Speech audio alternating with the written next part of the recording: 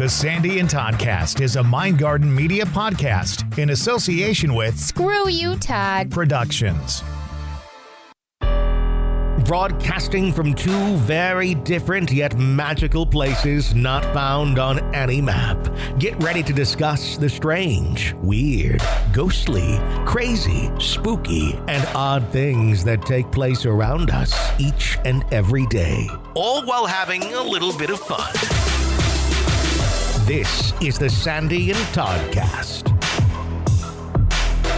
Welcome to the Sandy and Toddcast. A little bit of a different format this week because Todd had something going on, and so we're going to take a quick break for the week, and I'm going to bring you a bonus episode, and today I have the amazing and often sympathized with Dave, my husband Dave. I'm the relief pitcher today. He's the relief pitcher today. And hashtag poor Dave, always pulling you in. And the cool thing about Dave and I in the paranormal world is that we're sort of like this paranormal team.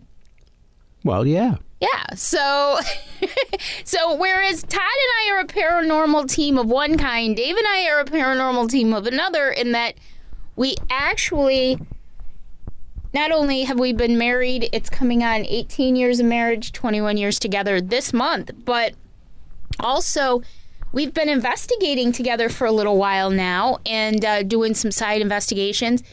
And Dave, we also are part of Adirondack Park Paranormal Society. We do a show we're going to talk about today called Empire Spirits, and we just kind of go rogue on our own and do some impromptu investigations all the time. Well, we like to go to cemeteries. We like to go to historic buildings. We love to just stop and read some of the roadside markers that they have around the state, because there's a lot of history around, and people just don't even realize that. No, I think people take a lot of history for granted, and we're going to keep kind of with the theme that Todd and I have for this season. In this bonus episode today, we're going to talk a little bit about history, why we love history, some of our experiences at historic places. But first, let me ask you this. You never really did paranormal investigations. You never really were involved in the paranormal. You've had some things happen to you over the years that we may not have considered paranormal at the time or odd at the time, but what was your journey like into this paranormal world? Because you're pretty full force now. Didn't know. It wasn't necessarily that I didn't realize that it was. I just didn't know. We talked about things like Reiki and just some episodes and some things. I even got to thinking about it the other day when somebody posted a meme on Facebook. And it was a joke, but it kind of got me thinking. She said, I could eat a whole pizza. What's your superpower? And I got to thinking, everybody seems, not everybody, but a lot of people seem to have some kind of ability, not necessarily paranormal, but some kind of ability that you just can't teach to somebody. I've heard a guy on the radio, one of these math guys from Herkimer, where he's the human calculator. Yeah. I don't think you can just teach that to somebody, because I always think, well, okay, great, he just figured out some crazy equation. And then we've talked about other people that have some little ability here and there.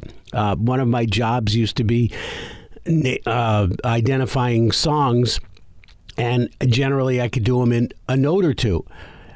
It's another thing. I just don't know that you can teach that. And then I got to thinking, this is really weird, but I always thought it was unusual. When I was in my teens, I worked at a Hardee's, and we would get racks and racks of the buns to make the hamburgers, and I would just kind of scan over them to see if there were any moldy ones, and nobody else did that. And I used to find them. Occasionally, there were bad buns, and I used to think, no, that's a little unusual, and I hadn't thought about that in a long time. And we had an episode, if you remember, when we talked about some woo-woo things, and maybe that's just under that as well. But everybody maybe not everybody, but a lot of people just seem to have a unique ability. And where does that fall in the realm even of paranormal? Because you can't teach those things. Sure. It's a wide, broad spectrum. And it's interesting because just talk a little bit, too, about over the years now, I didn't really realize that I was an empath, that anything was going on until I would say probably about 5 or 6 years ago. And that was the very beginnings of me figuring things out for myself. But before that, we just had this love of history. We had this love of, we'd always stay in quote unquote haunted hotels and Airbnbs and all kinds of stuff over the years when we would go on vacation. We've been in New Orleans, all over St. Augustine, everywhere like that.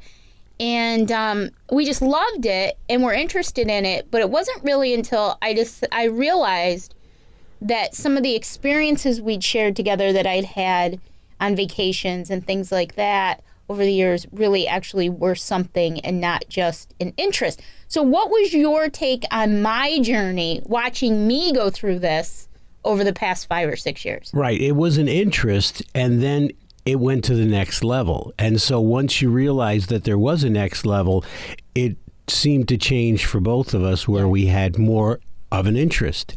So we used to just kind of like look at a building. Now it's like we'd like to be in that building. Right. And so we did. We stayed at some of the haunted places. We looked for some of the haunted places. We look at these old historic buildings like the Old Main in Utica and just salivate at the idea of, gee, imagine if we could get in there.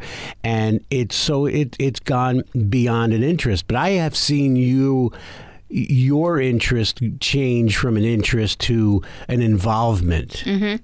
It's a lifestyle for me now. Like, it really is. I've learned how to, I don't know if the term turning it on and off is the right way to say it, but sometimes someone will say to me, well, how do you go into investigations, but then you're okay after that? Like, I don't go into a restaurant, and there's a difference between being an empath and then being an empath plus, which I am at this stage in my life, but I don't just usually go into a restaurant. I'll feel the energy of the restaurant, but I won't be able to read someone or, understand. And I don't know if it's being able to or if it's just a defense mechanism of I need that break. I can't allow myself to live that 24/7. Primarily for me, it's during investigations. Do you ever notice that I like turn myself on and off? Oh, yeah, because we don't necessarily go to places where you need to do that. It would be like me naming that tune every time I heard one, which exactly. It only happens about half the time. Right. But yeah, we don't go to a building or a restaurant or somewhere to visit or a store and you find yourself saying, "Ooh, I feel something here." It just doesn't happen because it doesn't need to happen. It's not part of what you want to do. But when we want to, because we're purposely doing that, then it's a different story. Yeah, I don't know if that's my superpower, being able to do that, because I know that there's a lot of empath, psychics, mediums. Let me take empath back out of that, because empath is a very different thing as far as putting up your boundaries and your walls, and you really have to work hard to do that, to compartmentalize things. But just being psychic or medium or having those abilities,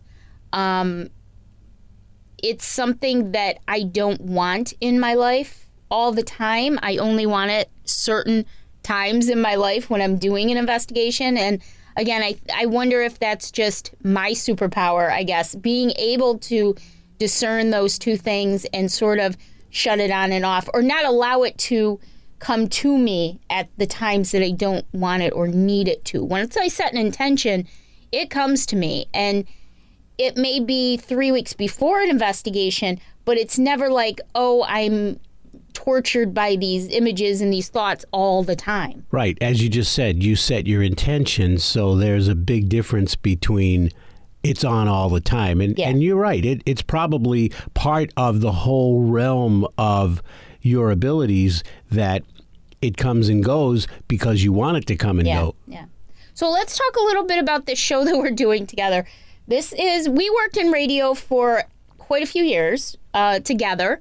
And we did a great job. We were a great team with it. But you sometimes hear in the paranormal world about husband and wife, boyfriend and girlfriend teams. And we actually have 3 teams on our paranormal group at Adirondack Park Paranormal Society. There's you and I, there are Sarah and Brett, and then there's Damon and Jen. And so it's teams within teams. And we recently did a huge investigation last month together, only this time we didn't investigate at the same time. We flipped on and off. So, and that was the first time we'd ever done that as paranormal investigators together. We'd never investigated separately. What was that experience like for you? It was the first time that you and I weren't together on an investigation. We haven't done that many, but you kind of joined not that long ago. You kind of got into the mix not that long ago. And so it was different for me because I felt like, okay, somebody else has to be my lead singer. Somebody else has to lead me along. But it all happened very easily. I was with 2 or 3 others, and I actually took more of a role because of it, because they took less of a role. They were doing their own investigating, and I could see them at work and I could watch them, but it was their own way to do it. And since I didn't really have a way yet, I don't really have a way yet. I'm still learning and I'm still observing and watching. So it gave me the opportunity just naturally to jump in and do more. Yeah, I think that sometimes, and I don't mean to do this, but I think that sometimes because I have so much that comes at me at once, I tend to not take over, but I tend to be like the driving force in an in a room or in an investigation, just because I'm sort of like the vessel that it comes through a lot of times. So I thought it was really great that you were able to do that, and you did a fantastic job. I mean, you did amazing. And I was really proud of you for somebody who has really kind of inched your way into the paranormal world instead of like going 100 miles an hour. So let's get back to the show we're doing. We're doing a show together called Empire Spirits, and it is going to be available on social media in the fall. All the episodes will be released in the fall. I did 1 season of the same show, only under a different name, a few years ago during the pandemic. Unfortunately, because it was during the pandemic, we only got to release 3 episodes. This season, we're going to do 5 episodes, and we have like this incredible team of goofballs and very talented people, but we just love what we're doing, and I think it translates to the quote-unquote screen a lot. So again, it's Empire Spirits. It is a group of us. There are 6 of us all together, and we do paranormal investigations in restaurants and bars that are reported to be haunted. And you can like our page on Facebook, Empire Spirits. I'll put everything in the show notes for this week. But what's that experience? We've done 3 investigations, filmed 3 episodes so far. What's that experience been like for you? They're all fascinating because you get to hear from the owner and often guests what they've been through. So this isn't just something like folklore where you hear, oh, it's an old building that was built in the 1830s and it's supposed to be haunted. And that's it. Yeah. We get a lot more than that. So we get to talk to the people beforehand. We get to investigate, and we also get to talk to, we did the Braylock, and it was just amazing to hear not just the experience of a worker or the owner, but guests, and we just were amazed at some of that. Now, the Braylock is in Cazenovia, New York, and you and I have actually stayed there twice in room 12, which is supposed to be one of the most haunted rooms. And we did have some experiences ourselves when we stayed there previously, which was a really nice base for us to do the show episode because we kind of knew the hot spots anyways. And we actually got that plus more, got some interaction. It was a weird kind of night because it was actually open that night. So it was a little different than being able to do a full-on investigation, but we still got some pretty cool stuff. And at one point, we were in, I think it was room 11, and we heard an audible answer to a question. And it was so funny because everybody was silent. It was sort of like that delayed reaction for a few seconds. And then all of a sudden it kind of hit everybody, and we went, was that you? Was that your stomach? What was that? What was that? And we did get it on audio as well. So that was pretty cool. We did the Braylock in Cazenovia. Then we did the Hotel Salisville in Salisville, New York, which is in Madison County, New York. And that was just off the hook. That was something. That was just craziness. And it was great because we used all of our skills together. And there's all kind of levels of skills of paranormal investigation going on in this crew. But everybody worked together so well that night was just insane. In each of those 2 episodes, when they come out, you'll get to see the highlights. At the Braylock, it was definitely the guest stories that they went through. I think one was a worker there at one time also.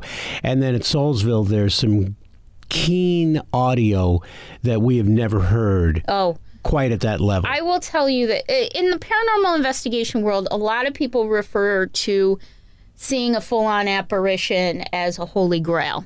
And not just a shadow, but a full-on apparition as a holy grail. But there are other things that are really intense and rare that happen to you or that you see, which kind of everything that could possibly happened at Hotel Salisville that night. And wait until you guys see this episode. But there was some audio that we got that was probably, I just remember kind of giggling and laughing as I'm listening to it in sheer joy. Because for a paranormal investigator, something like this with intention, I just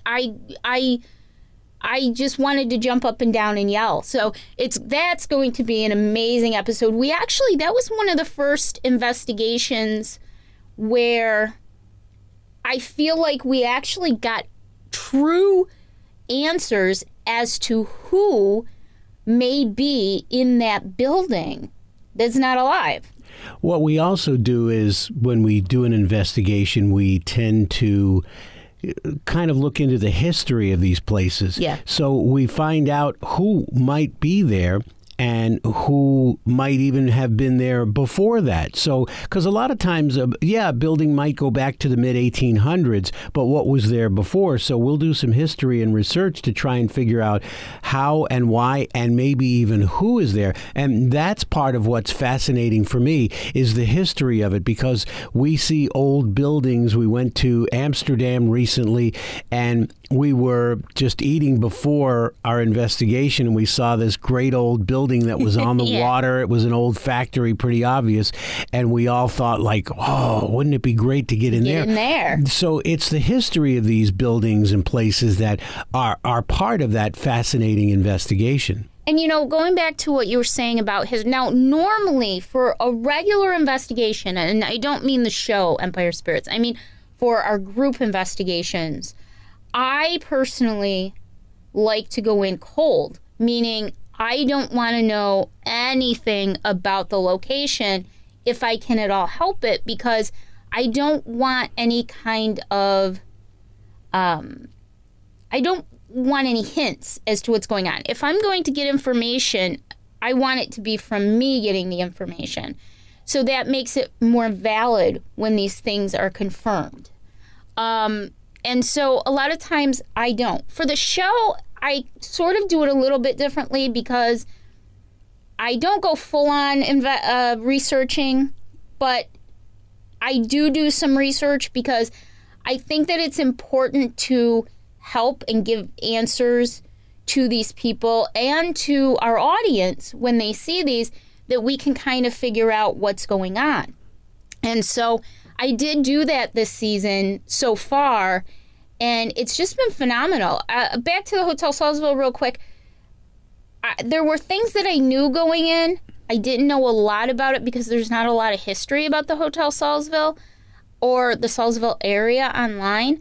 But what I did know really confirmed what they thought might be going on. And we also got some things that we weren't expecting. Like the last episode we did at Let's Twist Again Diner it's actually in Perth, even though you say Amsterdam. It's actually Perth, New York. And you and I had gone in because Jen, the owner, has been having a lot of weird paranormal kind of stuff going on. And Jen herself is an empath. And she owns the diner. She's had it for 4 years. they've been experiencing some weird stuff. So she messaged me and asked me, like basically asked if we would come out. And I said, sure, I'm going to come out and do a walkthrough. So I did a walkthrough about a month before we filmed. And it was really interesting because I was picking up on certain things. And this was cool because when I did the walkthrough this time, this was a weird order that I did it in. I didn't know anything about the place before the walkthrough. So we did the walkthrough. I picked up the things I picked up, went back afterwards and did research and essentially confirmed a good portion of what I had picked up so that when we went into film, we were full steam ahead and we knew. I shared all my research with the group. We knew what to ask for. And then the best part was, Dave, that we got that and more. We got things that we weren't even expecting to get in that filming. That seems to be what Michelle Classic goes through, because there are times that she will talk about things after the fact, and it's what had happened or what happened in history. It's really funny how she's quiet about it, but when something happens or a mirror gets mentioned, and boom, there's a mirror. Yeah, Michelle is interesting. I adore Michelle. Michelle is part of our Empire Spirits crew, and I've known her. You've known her for many years. She's wonderful. I call her my paranormal partner in crime. She's an empath, and she picks up a lot of stuff. And it's interesting because Michelle will kind of keep it to herself, and then, like you said, afterwards, she'll be like, yeah. When I talk about it, she'll be like, yeah, that's what I felt there. And then, or she'll cut right in the middle of it and finish my sentence. And it's great to have her with me because a lot of times we validate each other. And she's fantastic. I love her. Bill Vinci, who does Empire Plate. I'm sure everybody in New York, Central New York, has heard of Empire Plate. And his son Ryan, who is the strong silent type. He's very observant, and I love that about Ryan because he can tell when something's going on or weird, or he pays attention to every move we make. Heather is kind of new. She's been on some investigations before, so she's kind of new to the whole game, and I love her fresh perspective. On what's going on in the middle of it. And then, of course, we have Lafayette Cunningham, who is our camera guy, but also gets involved in the investigations. And so together, this team just has some incredible chemistry that I just don't know. Great. The funny thing about Bill Vinci is he's sort of the quasi-host of our show. Right. And you don't realize that he gets into it, and yet every episode he's got some kind of episode that happens. Well, it happened at the Let's Twist again. You guys were downstairs, and all of a sudden there was some flash in the kitchen, and he saw something over there, and the door moved. Well, he had the same kind of thing happen to him at the Braylock. Right. For some reason, Bill, we kind of make fun of Bill. Bill is sort of like scared of everything, of his own shadow. He scares himself all the time. And it provides for a lot of comic relief. But also,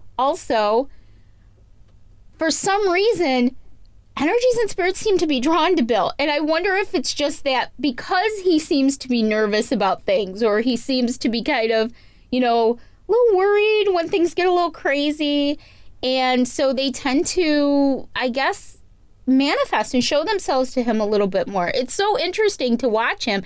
And you'll notice in the episode there's some comic relief, and it's just a lot of fun. We all get along. We all have a great chemistry. We all are friends. We all enjoy doing this. And I think that comes through, and I think it allows the spirits and the energies to feel more comfortable with us because they don't think that we're coming in, that Zach Baggins Ghost Adventure style of, let's beat them to death twice. And, that kind of, come on, do this, do that. And we're there to learn and to have some fun with it. And I think that comes through. And we do have fun. We do have a good time together. And I think you're right. We don't go in looking to dredge something up that may not be there. If something's there, wonderful. Yeah. We have a great time with it, and we try, and we look, and we enjoy the building, and we enjoy just kind of putting these together. Well, you know that we love the history, and to tie everything in before we wrap up about this season that Todd and I are doing is we love the history. And Todd and I, everybody loves the history. And I think that shows through because we want to understand and we want to help and we want to see. When we were at Let's Twist Again last week filming, it went in, at the end of the night, it went in a totally different direction than what we were expecting. And we were just kind of blown away. And I've been doing some researching here and there. It was a busy week of work for me this week, so I plan on doing it this coming week, but really deep diving into what the heck happened and is there any validity to what did happen at the filming, because that would be absolutely crazy. And so far, it's a possibility. Yeah, it's a possibility. And that's pretty much what we found at the other ones, too. Yeah, so really, really interesting stuff. So our show is Empire Spirits. We will be doing some dinners and showings of the episodes before the official release over the summer. And just watch our page for announcements for that. If you live in the central New York area and you want to come out to the locations, we'll probably be there doing some Q&A after the show. It's like dinner and a show. You get to watch a couple of the episodes. And then officially in the fall, I think Bill wants to release them right before Halloween, one at a time each week. So you'll be able to see those too. But like I said, check out our Facebook page, Empire Spirits. Under the actual address, it's Empire Spirits CNY.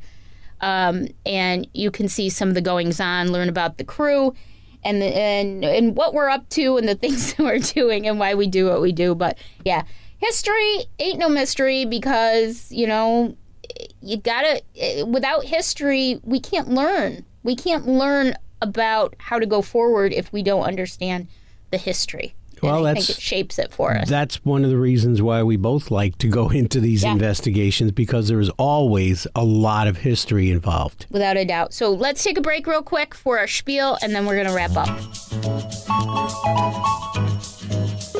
You can find the Sandy and Toddcast on any of the platforms that you normally find your podcasts, including YouTube and Twitter.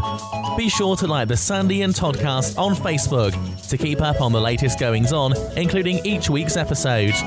You can also join our group, Stay Weirdos, friends of the Sandy and Toddcast, for more fun. Stay Weirdos is a safe place to share your thoughts, feelings, ideas, and random inappropriate memes without judgment. Sandy and Todd also have a podcast called the Empathecary Podcast. It's for empaths, by empaths. And if you know an empath, you might want to listen too. Find and like the page on Facebook. And finally, if you're thinking about starting your own podcast and just aren't sure where to start, Sandy and Todd can also help with that too. Mindgarden Media is their latest project where the dynamic duo can guide you every step of the way in your podcasting journey. Editing, producing, and consulting is what they do. Like Mindgarden Media on Facebook or email them at themindgardenmedia@gmail.com. And as always, thanks for staying weird. And there's our spiel. Okay, we are Toddless this week. It's just a bonus episode. Todd had something going on, so Dave and I are doing this exclusive, the Sandy and Toddcast bonus episodes. And thanks everybody for joining us. And Dave, what do you, if you had, let me ask you this question before we go. If you had something on your bucket list that you would like to investigate, as a fairly new investigator, what would that be? I've seen a whole bunch on TV that look kind of neat and some shared on Facebook, but locally it's got to be the Utica Old Main, the old Psych Center. It's just a fantastic building. We did go in. Yep. They do allow tours for a very small part of it, but the place is just so amazing looking on the outside, and not just the front of it, which is just that old federal kind of Federalist style that you might see like in Washington, D.C. with the concrete and the big columns. It's a gorgeous building. It's just an incredible building. But the rest of it just has a spooky, eerie look to it, and it just would be something to be able to go through all of the buildings. Well, a handful of years ago, you and I did take the tour. And again, you're right, it is a very small portion because most of it is unsafe now. There's not much that's been restored, and it would be an incredibly expensive undertaking to restore a huge portion of it. There's many buildings. It's like a campus. But I did have that really strange experience there before I even knew I was an empath, which is one of the reasons that I kind of realized years later what had been going on my whole life. But it's just full of energy. We've been there a couple times, not in there. We've kind of driven around the campus so that we could get some pictures and check it out. And it's one of those places to me that kind of just pulsates. Like there's so much that goes on energetically in there now. Every time I go past it, no matter what angle, no matter which street, because there's a side street that you can see some of, it almost looks like barracks back there. Yeah. And every time I go on the main street where you get the main look or the side streets or the back, I just have to kind of slow down while I'm driving and look because it does draw your attention no matter where you're looking. There's even still bars on some of the windows. Yeah. It's just crazy. Just crazy. So anyways, thanks, Dave, for joining me. My bonus episode partner in crime. And Todd and I will be back next week with a brand new episode of Season 8 of the Sandy and Toddcast. Glad I could help. Todd, please get back quickly. Bye.